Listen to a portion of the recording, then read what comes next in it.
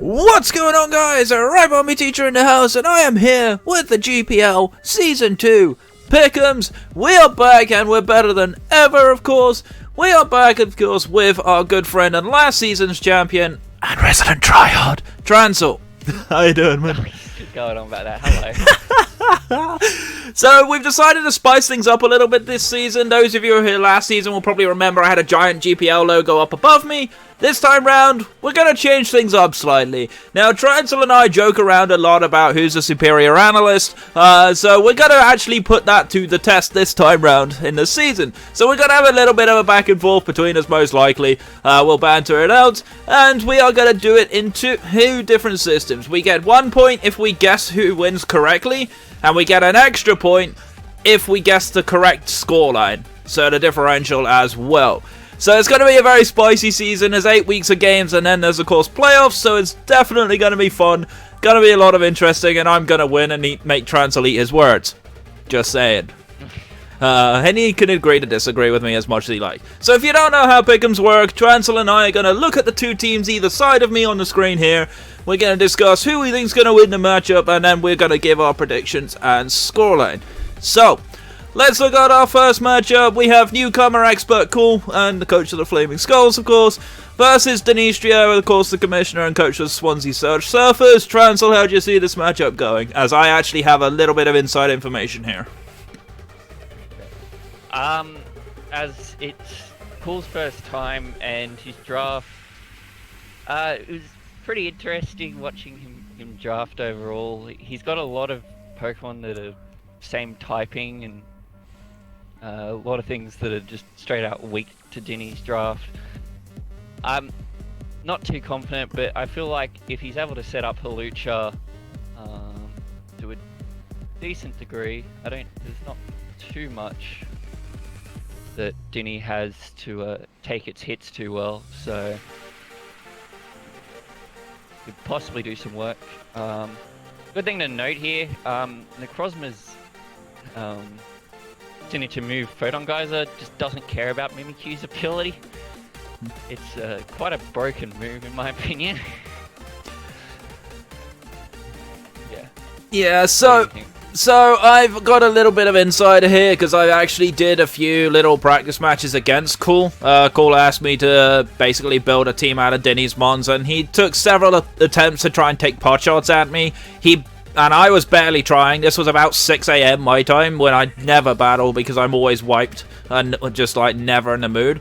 And I dumpstered Cool's team without trying. The problem is, even with Hawlucha getting set up, Necrozma just shat on him. It just literally couldn't do anything. That Prism Armor on Necrozma, meaning even things like Throat Chop, just does nothing. Pretty much the most strat that Cool really tried, which was okay, and I just deliberately let it go, was Pincurchin setting up Toxic Spikes, but there is that G-Max Toxtricity there, which doesn't really care. G-Max Tox actually obliterates half of this team, and relatively comfortably. The only thing that really does shut it down effectively is Doublade.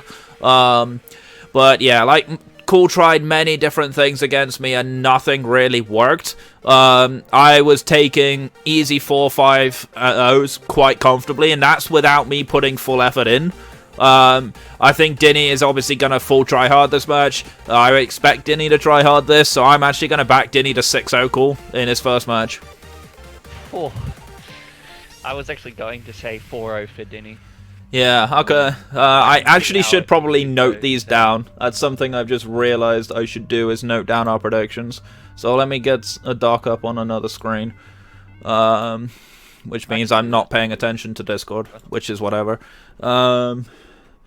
Predictions versus Trancel. Cool versus Denny. 6-0 Denny. 6-0 Denny for me, and 4-0 Denny for Trancel. Okay, we'll have this better organized next time round, but yeah, this is the first one, so it's always a bit scuffed. Alright, next match is going to be Cap Guy and Agoshi, who are double teaming up to form Team Body Press, versus newcomer to our league, but a familiar face to the ADL, is Burger, of course, coach of the Firefighters Republic City. Burger came in last minute post-draft. He took on the one spot that was unavailable as a couple of players dropped out. I'm really fascinated by this matchup, but at the same time, I'm kind of not. I'll talk more about why I'm not super keen on Burger's draft in my power ranking video, which is coming soon. Denny and I are trying to work a way to around recording it, but it should be up tomorrow or later today at the same time as we're recording this video. But yeah, how do you see this one going up? I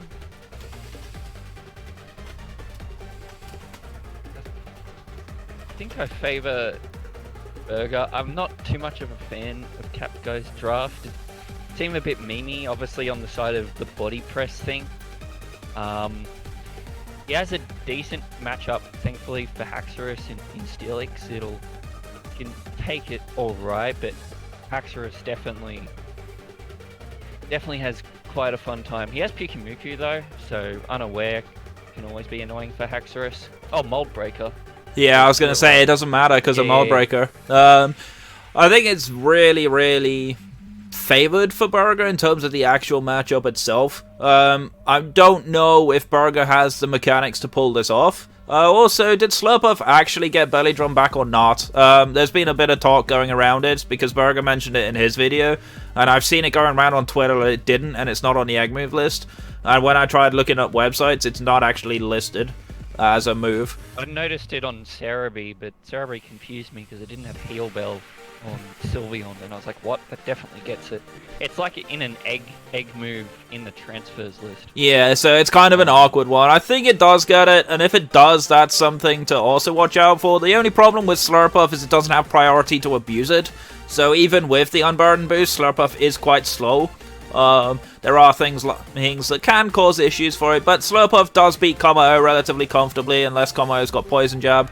That Clangorous Soul, while it is perceived to be quite strong, that health cost is actually very risky on a mon that's actually weak to Fairy, quite heavy. It's also weak to Haxorus, which is a problem. Things like Corviknight can really take it on well. The interesting match is the G-Maxes. I like G-Max Sandaconda. I actually originally drafted it myself, so the more astute of you will probably notice it's not on my team anymore. I'll talk more about that in my power ranking video as well. But yeah, I think, honestly, like, as much as I like G-Max Wildfire, and noticing very quickly there's actually no fire type on Burger's team, so everything is taking Wildfire damage, that is kind of an issue for me. But looking at it, I think Charizard is very strong. It definitely hits a lot of this team, but things like Boltund outspeed it and can do massive damage even with Thunderfang, thanks to Strongjaw, of course. Cramorant's kind of an interesting Pokemon. I still think this Pokemon is a meme, but I think it is actually kind of interesting in this match. It does actually hit quite a few of this team relatively hard, depending on what is brought. I do like Burgers' top half of his draft, but I'm not entirely convinced it's in his favor. I do think if Capguy and Nagoshi actually put a team together that's not a complete troll and a complete meme, I do think they actually have a realistic chance of winning this matchup. There's definitely a non-zero chance they can definitely win it. I am going to put this match relatively close, just because I don't necessarily trust Burger mechanically. I do know he is a good player, but I don't think he has the draft to back it up. And at the same time, it's like, is Capguy and Nagoshi really going to try? And if they do, they should come away with this match with a win.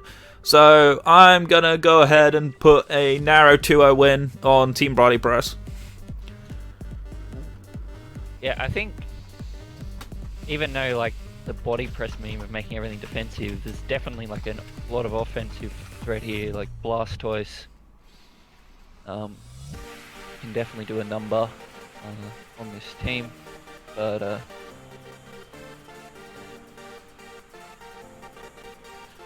what's your scoreline, Trancel? What are you predicting?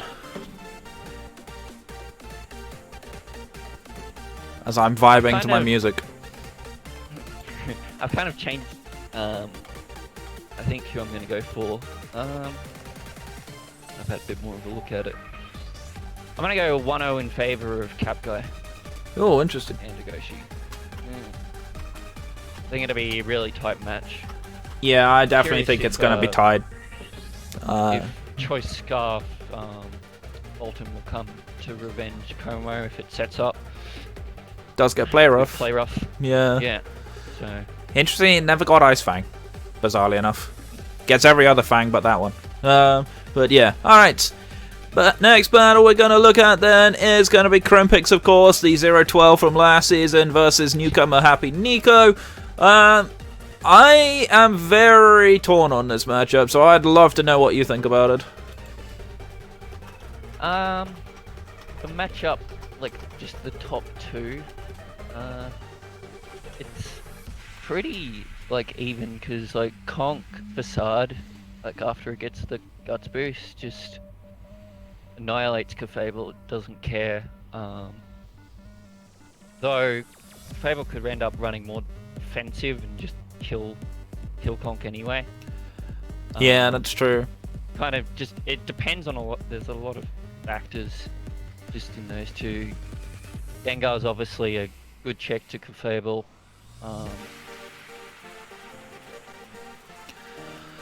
I think honestly, like both of these drafts are very top heavy in terms of their strengths. And their kind of weaknesses are relatively similar in some respects, but not completely. I think honestly, looking at Krimpix's top half, Clefable running like physically bulky unaware could be very interesting. It could prevent things like Obstagoon setting up.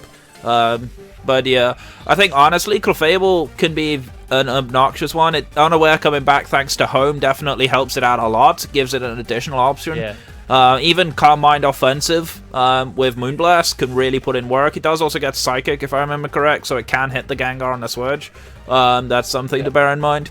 I do think the Darm comes in and puts in a hell of a lot of work. Definitely if it's Scarfed, I can definitely see that causing issues. And then of course I like Gastro. Gastro is a very solid Pokemon. Looking at the draft, although Lantern does sit there. Lantern, well, obviously both water absorb Pokemon, so they can definitely kind of balance each other out slightly. I think honestly the kind of lack of good options on Krimpix's side is kind of making me lean towards Nico as the favourite matchup. But this is very, very much about top-heavy teams. It's very much about how they use their offensive threats. I do think Krimpix has a good chance, though. I don't think Krimpix is going 0-8 this season. I think his draft is way better than last season for him. So, that's something I'm definitely interested to see. Does he win this match? He's got to play really well, in my opinion, to get it. I'm not completely sure. If Clefable, Dom, Duraludon put in a lot of work, they can definitely win it, but the same can be said for Gengar can counter Obstagoon. And even Charizard, for that matter. There's a lot of pressure on Clef. It did really well this game for him. It just has so many good coverage moves to deal with. Like it even has Grass Knot for Lantern. Gets Flamethrower for Bronzong, of course. Yeah. Gets Thunderbolt for Togetic. Yeah. So it's pretty much all on who uses their pieces better. But I think Nico has more pieces, so even though I think Krimpix has a non-zero chance of winning, I'm gonna give it a 3-0 win to Nico.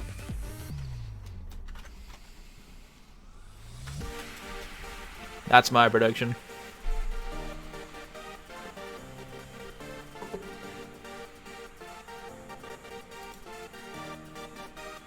I'm just such a fan of Conk.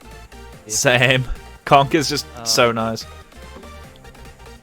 I mean, it's gonna do that a lot.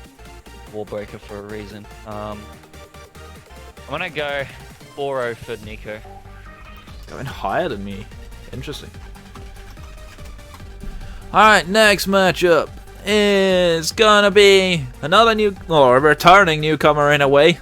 Professor Chaos, of course, at the Garden State Blizzards versus Nitro of the Buffalo Belligerent Bufalons, whose name I'm gonna scuff for like the entire season because it's way too long. God damn it, Nitro. Right.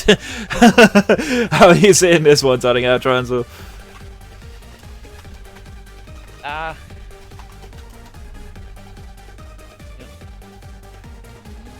Hydreigon definitely a threat here. Nitro's team's kind of slow outside of Raichu.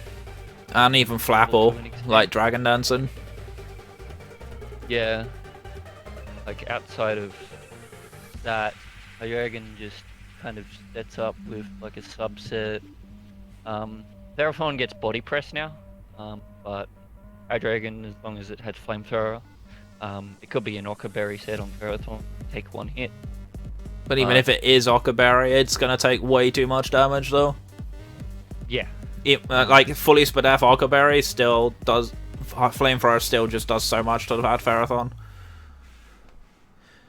Yeah, a lot of the things that would want to revenge the Hydreigon and not good typings for it, so I just feel that Hydreigon is so damn strong here. He can obviously come in with Senna Scorch and G-Max, always an option. Yeah, that is an option, but even then it's still a neutral Flamethrower hit because of that bug typing on it. I think the issue that I see with Nitro... Fire. Oh yeah, I forgot about that. But yeah, like, I think Nitro's team is like super bulky, but it doesn't put enough offensive pressure on. And of course, Lapras's G-Max move, given less damage, is effectively a Veil. It's very, very potent.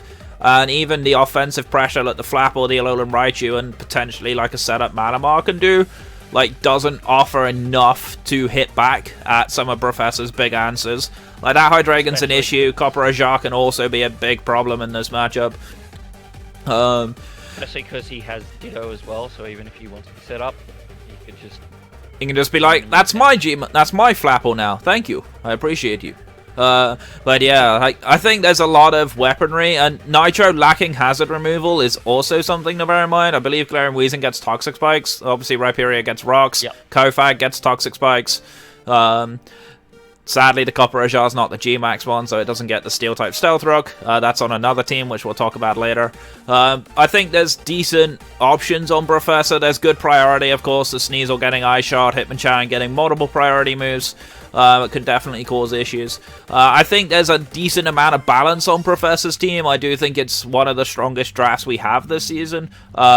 The issue is it is pure balance. It is a question of can Professor manipulate his pieces correctly. I do think Copperajah Hydreigon as a pair is enough on its own to dish out a hell of a lot of damage in this match. I can even see like a heavy metal Copperajah coming with Heat Crash. I ran that against EXO in the ADL last season to one-shot a Ferrothorn. So I've definitely seen that before. I wouldn't be surprised to see it again. I think Professor's matchup is very comfortable, but it is going to be a question of can he get through that bulk. Obviously, there's Ferrothorn, there's Glaring Corsola, which offer a lot of bulk. Araquanid has surprising amount of bulk. Most people don't know it for bulk, they know it for offense. DeWozen with Eviolite is an interesting one. Can hit back against quite a few of this team. So, yeah, I think it's interesting. But I don't think the bulk that Nitro has is enough to outlast the offensive pressure that Professor can put on. So I'm going to put it as a 4-0 in Professor's favor. I'm going to go with a 3-0 in terms of Professor's favor. Right. Yeah, it's definitely interesting. It's going to be an interesting match. But we'll see what happens. Alright. Battle number 6 then is going to be Exo Stomp and the Exo Stomped Excadrills. I should say Exo Snipe and the Exo Sniped Excadrills, but we'll go with that. Versus Solo, of course, and the Wicked Weavils. Now, every time I see a Dracovish team, I usually want to facepalm because it's so obnoxiously hard to play against. And in this matchup, I think it's even worse. Obviously, Mantine with Water Absorb is annoying, but like Dracovish just ruins this team. With no Dragon or Grass type on Exo's team. Yes, Silvally can patch up one of those, but Silvally's more of a bulkier support mon. It doesn't offer that much offensively outside of multi-attack, which did get buffed. It is 120 base power now, which is nice, but I don't think that even survives a Dracovish hit. So I think if Dracovish just gets set up, it just absolutely wrecks. And there's not really much Exo can do about it. And Mantine is all well and good, but there are lots of things that can come in on Mantine and just blow it up. I believe Pangoro gets Thunder Punch, which is even more obnoxious. Yeah, most likely. So, yeah. I think any answers that Exo has is just blown up by Dracovish plus Pangoro. Like, that combination alone is enough to win the game. And then the rest is just, like, bulk that you can just invest. Like, Corviknight's fantastic on the bulk side.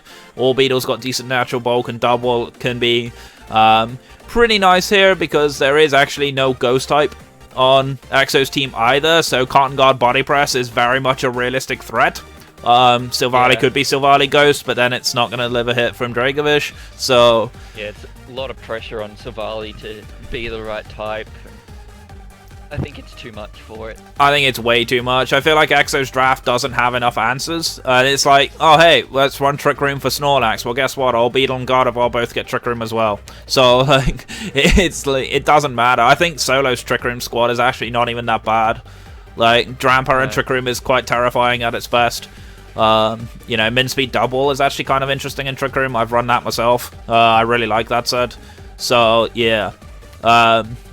I feel like Solo's got way too many weapons, and I don't think Exo has any answers, realistically. Obviously, I like Exo, and Exo's more than welcome to prove me wrong here, and it breaks my heart to see a Ribombee team losing, but it can't be helped, unfortunately. I think this is going to be a 5-0 in Solo's favor. I think it would be very impressive. The only, like, thing for Exo is Solo doesn't have any Stealth Rocks or Spikes. I don't think. So Focus Sash could be used with Memo's like the most obvious one. It has Freeze Dry and Endeavor with Ice Shard, which could be a little annoying. But there's a lot more. Like Dracovish is like the top threat, but like Rotom wrecks his team as well. Yeah, Pangoro breaks through a lot. I think even Haunter can actually be interesting. Obviously, he has to watch out for Morpeko, but there's not really too much there. I think there's just so many mons that I look at on Solo's team, and I think, well, that beats this, and this. And like when I look at Exo's team, I'm just like, well, that could beat that at its best. That could potentially beat this. If somehow Jirachi gets set up and Baton passes into something else to sweep, then sure, so be it. But I really don't see how that happens. And Glaceon even gets Freeze Dry this generation, so Mantine's not switching. Yeah, watch your scoreline. I've got 5-0 Solo. I'm going to say two things go down and go 4-0 Solo. Alright. And last match before we talk about our matches is going to be Sylveon, the Miami Sylveons, and Shadow AX and the Shiroi Shadows. This is kind of a fun one. I think if we... every season. I know, right? Week 1. Week 1. Yeah, I think it did happen in GPL 0 and 1, actually, funny enough, if I remember looking back at it. Denny, what are you doing? Yeah, Denny, stop rigging the schedule, man. No, I'm joking. How do you see this one turning up? I was joking about the Dusknoir Dusclops matchup. That was quite a bit of a banter. I don't know how much of threats they are to each other. They're kind of like... I mean, Dusclops generally outlast Dusknoir, but yeah, it's not super great, obviously. I think the one thing that kind of sticks out to me is the 3 fighting types on Shadow's team, all of which get blown up by setup Mew. And it's not even like, well, hey, if it's like a Dragon Dancing variant, like, or even if it's not, like, even if it's Nasty Plot, something like that, like, it can't even just be like, well, Incineroar can come in, because I'm pretty sure Mew gets Aura Sphere still, because I think it's a TR, so it can still hit it. But yeah, even Earthquake is there. I think the Mew is the big threat, along with the Flapple. If the Flapple Dragon Dances and then G-Maxes, that hits a lot of this team. There are some good strong points for Sylvie, but then we have the Sylvie rule, where Sylvie always loses, so... I don't know. Like, I'm kind of in the loop here. I think Shadow has definitely got something up his sleeve. Although he does want to get rid of that Persimmon. I like Lucario just because it definitely likes dealing with the Grimmsnarl, which I think is, in my opinion, probably definitely top 3 for broken G-Maxes. Especially in doubles. Yeah. Especially in doubles. Not so much in singles in my experience, but I've not used Grimmsnarl and G-Max that much yet. I do want to use it more in the ladder. From what I've seen, it's pretty absurd. If you set it up correctly, you can kind of just come in and win. Comes down to prep, but I think it's really good, and it definitely has fun time with this team. If he gets rid of Lucario, I think. Yeah, and it's not like you don't have ways to beat the Lucario, the Keldeo, Incineroar, Mudsdale if it's physical, can really ruin Lucario.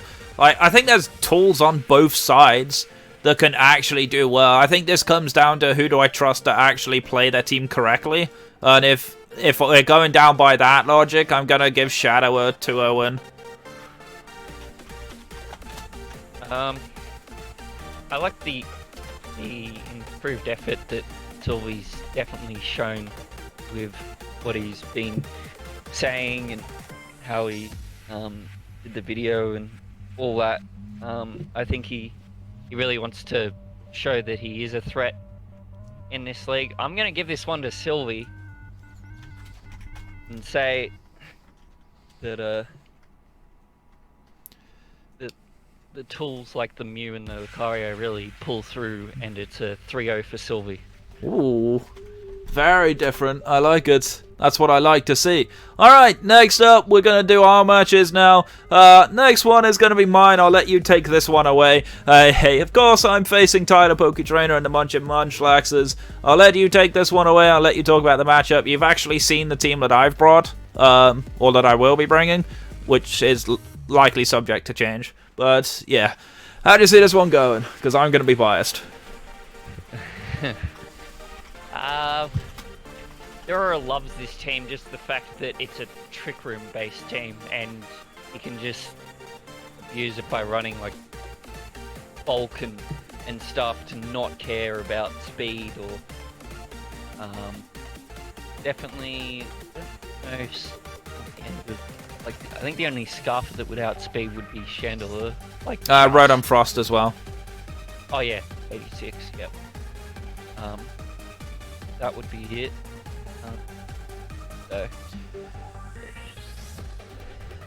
Yeah, so I'm obviously not gonna reveal anything about my team, but there are quite a few Pokemon in my squad that Tyler really has to watch out for. Obviously, the more astute people will recognize my team is slightly different. I don't have Sandaconda and I don't have Malamar and Excelgar anymore. Those have been replaced.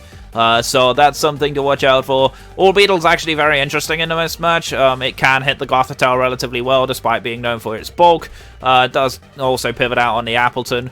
I think the problem he's got is Gothitelle is great at trapping Pokemon, but there are so many Pokemon on my team that get pivoting moves that it's basically like, are you trapped with me or am I trapped with you? Which one is it? It's more likely the other way around, right? Because I can literally just U-turn with Orbeetle, Volt Switch with Zeraora Cobalion, Whimsicott gets U-turn, Skuntank gets Memento. Like, there's a lot of ways for me to break out of these traps. That Gothitelle really can't do much about it. So it's kind of an interesting situation. I do think that Zeraora is his biggest problem. Zeraora gets a plethora of coverage moves which breaks this entire team. So that's something to watch out for. He is very prone to Toxic in a lot of cases. His only steel type is Galarian Stunfisk, which doesn't put much offensive pressure back on me. So that's something to watch out for. If he really wants to try and stop my Volt switching shenanigans with things like Quagsire and Stunfisk, I've got plenty of ways to hit those. So I do think, honestly, like, I'm going to project myself, of course, because I think I have the advantage in the matchup. I do think Tyler will kill a couple of my mons, though, so I am going to put it as a 4-0 for me, but I might pressure myself to be a little bit higher. Yeah. I like Sylveon's matchup in kind of... Guess Mystical Fire now. Yeah. It looks Hyper Voice a lot. If it's more offensive, it could be a problem. But I think there's a lot more things to watch out on Tyler's side that he will have a lot more trouble with, basically. What's your scoreline? I'm going with you. Going to go with a 2-0. Don't have that much faith in me. I I do. see. I see how it is. Okay. Alright, so last match, we're going to talk about your match versus DJ, actually. And I'm not going to lie, this is a hard one for me to call on paper. I do think DJ's Sun is really quite brutal. His team hits your top core extremely hard. Things like Dragapult is an issue. G-Max Copperajah is really fascinating to me. I do think that thing can hit ridiculously hard with its coverage moves. The Sun Core, I think, is your biggest issue. I think Torkoal with Shiftry is definitely kind of scary. It does hit really, really strong against especially your Hatterene and Aegislash. And that's where it comes down to. I think they also, looking at your team, there is quite a lot of passive Pokemon there, like the Vaporeon, like the Piloswine, in some respects like Beware, but it's kind of a tricky one for me. I think there's some really good weaponry on DJ's side. Even things like Seismitoad is actually kind of a problem. You don't have a grass type on your team, so you don't have an easy way to break Seismitoad short of coverage moves. I don't think many of your Pokemon actually get grass coverage moves looking at your team. Too many. So it's kind of interesting. I do think Hatterene can be an issue. Like, you are pretty much an anti-hazard team in a lot of ways. There's quite a good amount of removal. There's quite good hazards yourself. So I think it's an interesting one. I don't think there's going to be too much of an issue for DJ with hazards. Something that is worth noting is he doesn't actually have a grounded poison type. Weezing is levitating, of course. So things like Toxic Spikes from Drapion could be a factor. That's something to watch out for. It's neutralizing gas now, so it actually can be a grounded poison, which is really interesting. That does change. Well, yeah. No, because it's still a levitating mon, though, I believe. Yeah. So I'm not sure how that works. But yeah. So it's kind of an interesting strategy. I'll be interested to see if he uses that and see how that plays out. Cloyster Shell Smashing, that's always fun for everyone that doesn't have a water absorber. Because an interesting thing is, say I want to switch into Hatterene to block Toxic Spikes from Weezing, he could be neutralizing gas and then you still hit him. Anymore. Yeah. So it's a very back and forth match. I am actually going to back against you. I think DJ's got a good amount of weaponry that he can play around with. I think your draft is a little passive, and I usually don't like passive drafts, so that concerns me a little. So I'm going to actually go 3-0 DJ.